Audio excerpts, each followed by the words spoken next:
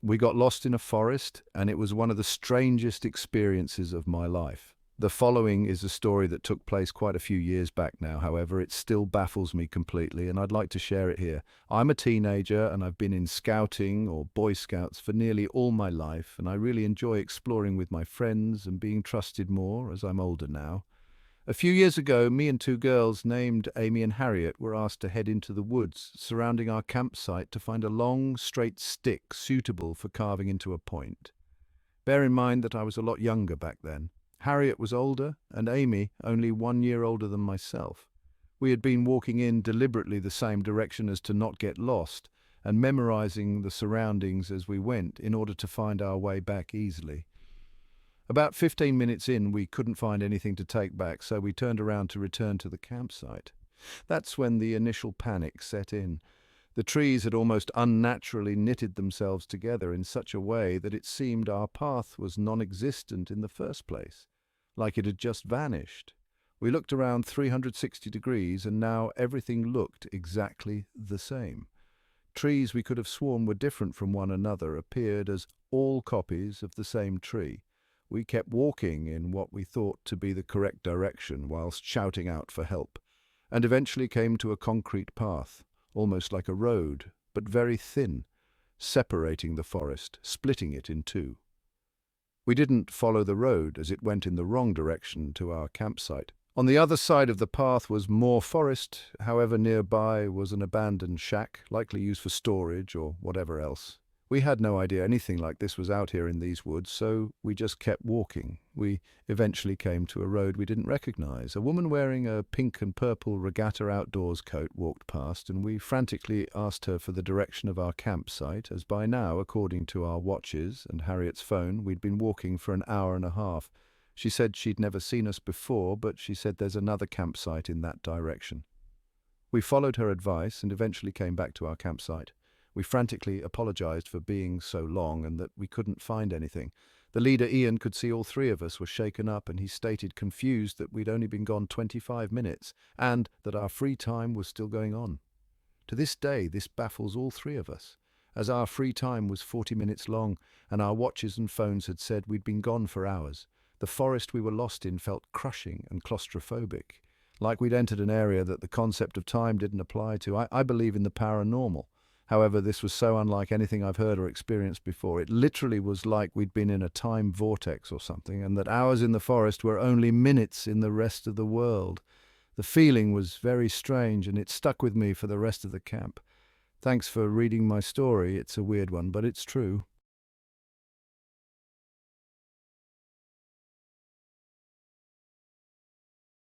And then I looked up. I'm a police officer in the southern US, in a suburban department of about 100 sworn officers. I work in a college town. I've been on about 10 years now, made sergeant 4 years ago, but at the time of this story, I was just 2 years on working night shift patrol. I've been lucky that not a lot has affected me, mentally anyway, during my career. I don't have kids. That's how it gets to you usually. You can build all the mental walls you want, but when you have an emotional connection with your kids and see something happening to kids, the walls mean nothing. Anyway, this one stuck with me, still makes my hair stand on end, especially when it rains. It was September, just after midnight. I get put on a call of shots fired.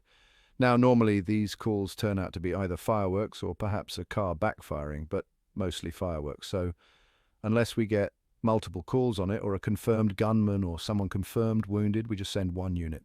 That night it was me. The shots fired was reported around a college football stadium. This was during football season, so there were a bunch of really big white tents set up all around the parking lots for tailgaters. I notified dispatch that I was on scene and started rolling through the parking lots, casting my spotlight here and there. It was raining, pretty heavily, and hard to see. About halfway through the lots, my spotlight illuminated the silhouette of a man sitting in a folding chair under one of those big tents. I pulled closer and lit him up and notified dispatch that I was out with one in the parking lot. His back was to me. He appeared to be hunched forward, as if his elbows were on his knees and his head leaning forward. I walked towards him and started calling out to him.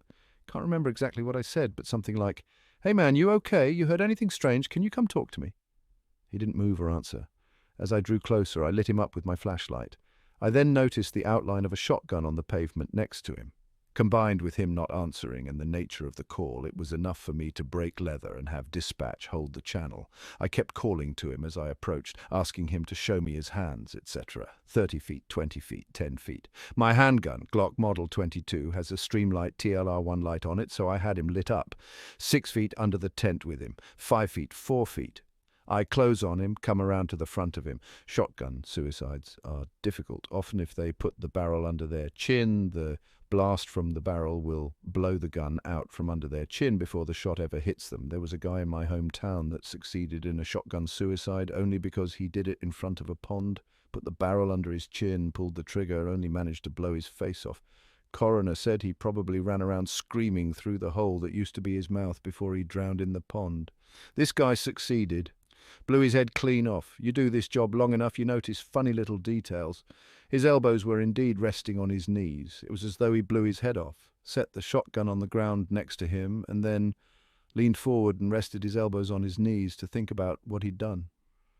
About that time, I noticed that even though I was under the tent with him, it felt like it was still raining. And then I looked up.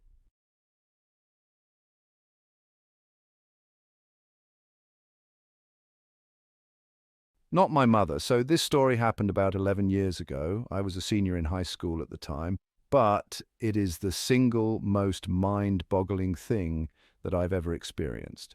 It's also important to note that it happened in mid-December. I'm from Iowa, and the winters here get cold at night, like if you get stuck outside, you will die kind of cold. That plus the snowfall makes everything dead silent. You can hear anything and everything inside the house and even immediately outside of it. Well, me and my best friend were hanging out in my family's walkout basement, just having a boring winter night, playing video games. We were also the only ones home. The reason it was just us is because my mother went from work straight to a bar to grab a few drinks with co-workers, so me and my friend thought it would be a good idea to break into the family wine and live a little. As we were sitting there opening up the first bottle, I hear the door to the garage open and slam shut. I immediately go, "Oh shit," and start looking for places to hide the bottle. My friend then says, "I thought you said your mum was supposed to be out all night." "She was," I replied. I then heard a few heavy stomps and hear my mother yell out, "Meow, Sanboo! Anyone home?" I yell back up the stairs, "Yup, just hanging out in the basement." I hear a few more steps move from the garage door towards the stairs, and she yells out again, "Can you come help me with something? I need you up here." I reply back while frantically trying to find a good place to hide the wine bottle. "Yup. Give me just a minute." Then there was silence for about 20 seconds. "Anyone down there with you?" she yelled back in a more concerned, serious tone, in a voice that was slightly off of my mother's. This was the first thing that told me something wasn't right. Our family never cared if anyone was over, as our house was a very open house to all family and friends. And the voice, it was just wrong, like it sounded like my mother's, but it was missing something that I couldn't put my finger on. "Weirded out," I replied back, "just Colton." After I yelled that back to her, I found a good place to hide the bottle and began walking up the steps to the next level. Now, as I was walking up the steps, I couldn't help but feel the overbearing silence of the house and the slight electric twinge that something isn't right. When I got to the top of the steps, I look over to where the door to the garage is, and also the kitchen right next to it, and it's black, pitch black. All of the lights were off, and there was no moonlight shining through any windows. I walked over to the kitchen, yelling out, "Mum, where are you?" There was no reply, just silence and darkness. I feel the electric twinge turn into full needles, and my adrenaline kicking in full force. I have to get out of here as fast as possible. My mother was not home. I run back down the stairs, grabbing my coat along the way. "What's wrong?" Colton says. "My mum's not home," I reply as fast as I can, looking for my truck keys. "What do you mean?" "You were just talking with her." I could see the confusion in his face. "There's no one home. We need to leave now." I took a few steps towards the back door that opens up to the yard, and then I see my dog shaking on the couch and my cat growling behind it. I couldn't leave them. I just knew that if we left, something would happen. "Are we leaving?" Colton said, still confused as all hell. "No, I can't leave them here alone. Something is really off. I'm going to call my mom and figure this out." I pull out my phone and call my mom. She picks up immediately. "Meow, Sanboo." "What's going on?" she answers. "Mom, were you just home?" "I heard you yelling for me from the second level, and when I went up, you weren't there," I said frantically, hoping that she was playing a joke. "No, I'm just leaving the bar. I wasn't feeling very well. Are you okay?" "What do you mean you heard me?" I fill her in on the whole story, and she rushes home. Colton and I stayed in the basement with the animals until she got home, but before she did, you could hear something upstairs.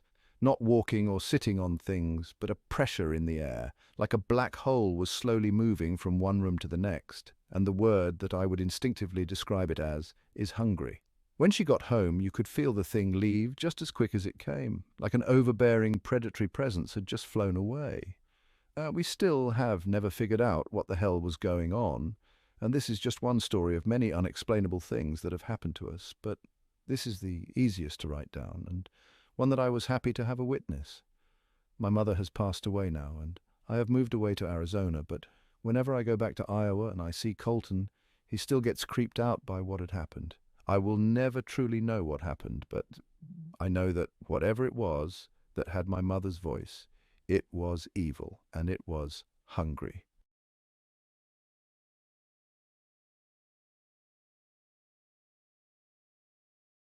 Traumatizing Nightshift. This is probably the creepiest, most unexplainable thing that has ever happened to me. I used to work overnight as a security guard at the local port. Usually none of the port workers would stay overnight except for the safety official. I wouldn't be on the shift alone since the site has a radius of nearly 2 miles.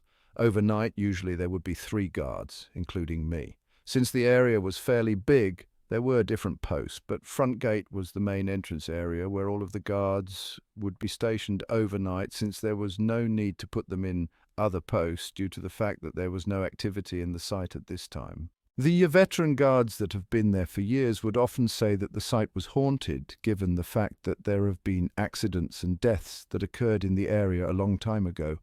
I was aware that people died there due to freak accidents, and I do believe in angels and demons since I'm actually a religious person, but I always thought that the superiors were just messing with the new guys. I would work 5 to 6 nights out of the week, and for the first few weeks I never really saw or heard anything out of the ordinary except for maybe a few questionable creaks, and would see a few misplaced objects while doing my patrol rounds, but nothing too crazy. Just to describe the setting to you, this is a fairly big site, and on occasions when there were big projects being constructed at the port, the workers would sometimes stay overnight, due to the fact that there were times where port workers were required to stay at the port for a few days. There's a gym in the site for their convenience. This gym is fairly old. In the gym there's a sauna, weights, and even a racquetball court. If you don't know what a racquetball court is, it's similar to an indoor tennis court with thin plastered walls and thick glass doors. Usually, on our patrol rounds, me and one of the other guards, Mike, would stop by the gym and play a few rounds of racquetball before returning back to the front gate. On one of those nights, me and Mike decided to hit a full workout instead of playing racquetball in the cage. This is around 2:30 a.m. and the entire building is so quiet that you can hear the electricity running through the lights. The air conditioner is off, and so is everything else. The only thing that's running are the lights. 15 to 20 minutes into the workout, we hear a loud thump. We crossed it off as nothing and continued working out. Then, after a few more minutes, we heard the loud thump once more. At first, we thought it was our lieutenant, which could have been walking around, but then we radioed him and he gave us his location, which was front gate. We tried thinking logically on what could be making those thumps on the wall. They were coming from the court on the other side. We thought it was the air conditioner, but then we remembered that it was off, and even when it's switched on during the day, there's no reports of thumps coming from the air conditioner. After a few more minutes, the thumps started occurring one right after another. We were very creeped out at this point, but what we were about to witness still scares the absolute shit out of me to this day. We started to approach the other side of the gym to where the glass door was. We turned on the flashlight and aimed it towards the clear glass door, and I got chills all over my body, and I started tearing so much out of fear that I was about to cry. We saw one of the balls rolling slowly by itself inside the court, but there was no one in there. So that means the loud thumps were the balls mysteriously being tossed against the wall, as if someone or something was playing inside the cage. We were both so confused and frightened to how this was really happening. We couldn't make sense of any of it. We were scared shitless, and we started yelling and running away because we knew that there was probably something evil toying with us right there.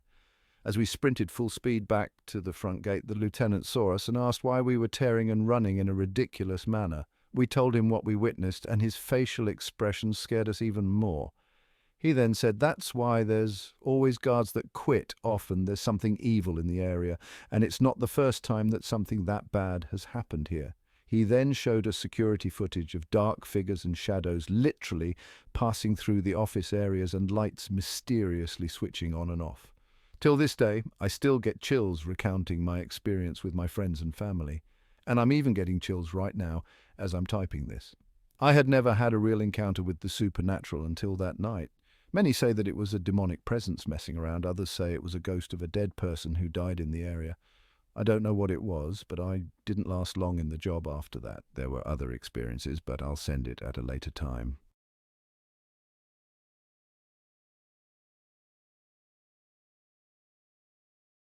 Help me, I'm lost. I was living in a rural area in Oklahoma with my mother at a small lake house, and I'm probably 10 or 11 at this time. One night, I'm sleeping in my room when I randomly and abruptly wake up for no reason. This was not normal for me, and I felt very uneasy. The only sound I could hear was my mother snoring in the next room on the couch. I rolled over and tried to go back to sleep, but my need to use the bathroom was growing more urgent, so I grudgingly forced myself to head that way. The bathroom is on the other side of the house, around a corner and past the kitchen, and finally down a long hallway on the right. So after I made the trip and finished my business, I flipped off the light switch and started heading back to bed. That's when I heard the distinct click of the light switch, and I saw the glow of the bathroom light in the hallway. Terrified, I slowly turned around just to witness the light in the bathroom start clicking on and off. Click, click, click, click, click, click. Finally, it shut completely off. In the dark of the hallway, my eyes began to make out a white shape near the end of the hall.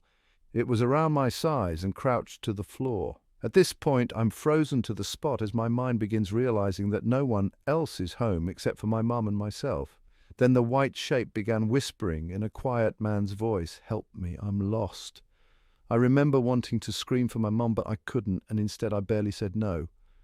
Before this thing starts running at me on what sounded like all fours, I quickly ran through the kitchen and around the corner before running to my sleeping mother, shaking her awake. I remember saying, "It's coming! It's coming!" and my mother's eyes going from dazed to alert in an instant. She asked me what was going on, and I saw her eyes look over my shoulder before she screamed. Remembering her scream still makes my blood run cold. Never had I heard pure terror like that in my life, even to this day. She grabs me by the arms and pulls me into my room and slams the door. She holds me in her arms with her back pressed against the door as we listen. It sounded like this thing was running around in circles in the kitchen. We could hear hands and feet slapping against the tile. The kitchen had a sliding glass door to the outside, which sounded like it was thrown open, then slammed. We sat there horrified until daybreak. I was sent to my grandmother's in the next town for a while after that, and never set foot in that house again. Years later, my mother said she went walking around the property after the incident and came across a small burial site with 3 headstones that each belonged to children from the early 1900s. It freaks me out because what I heard that night was a man's voice, but it was so unnatural. My mom still will not tell me what she saw behind me and what it was that made her scream. She tells me she's afraid it will know we're talking about it, and it will come back. This is the first of many weird things that have happened in my life.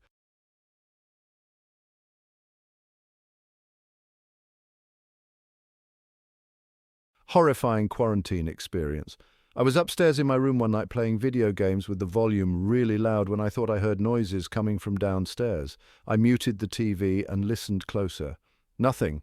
I resumed playing the game for another hour when I heard it again, only louder. I was sure I heard it this time and was a little freaked out. To assure myself, I went downstairs to the basement where I thought I heard the noise coming from. As soon as I opened the basement door, I was hit with a cold breeze. I went downstairs and saw the window wide open. I was 100% sure I'd closed and locked all the windows in the house, and I was ready to make a run for it when something stopped me. I turned around and for the first time noticed the closet door was slightly cracked open. I stood for what seemed like 30 minutes in front of that door, debating whether I should open it. I moved closer and put my hand on the doorknob. All of a sudden, I heard a creepy crackle coming from inside the closet. I've never run faster up a flight of stairs before. I locked the door and called the cops, who had an unusually fast response time. They came in and searched the house, and not even 5 minutes into their search, I heard a gunshot from downstairs. A few minutes later, they came out with a deranged-looking man, probably homeless. They put him in the back of the car and told me they had opened the door and the man was holding a gun, shot at them and missed. He luckily missed, and the cops disarmed him and arrested him. The scariest part was how close I was to opening that door and likely being murdered.